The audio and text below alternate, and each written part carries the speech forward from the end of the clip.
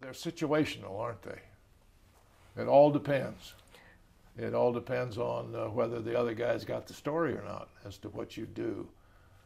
I think.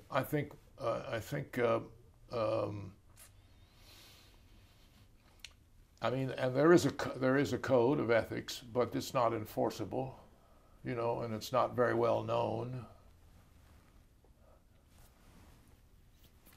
But uh,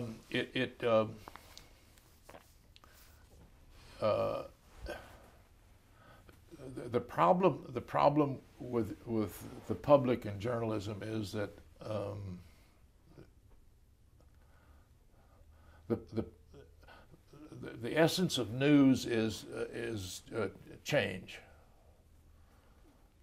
It's something is different today than it was yesterday, whether healthcare or whether the weather is change.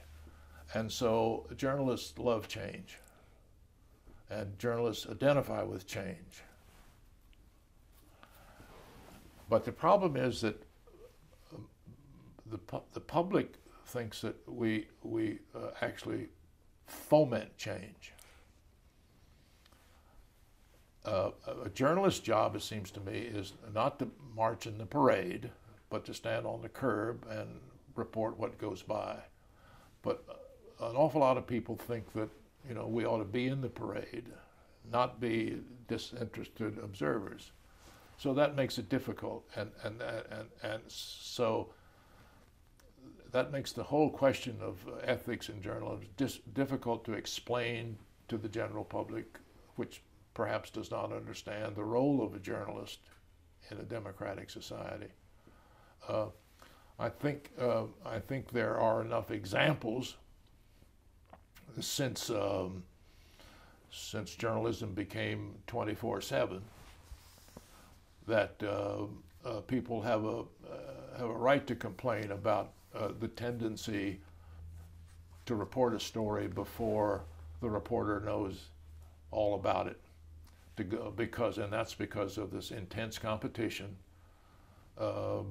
between and among networks, between the Drudge Report and this report, between the pressure to get on first. And I think that more than anything else has weakened the ethical element in journalism, because when you don't have the time to do a careful report, you wander into, you know, major errors, and a reader will accuse the journalist of, you know, doing that deliberately. That's a matter of so.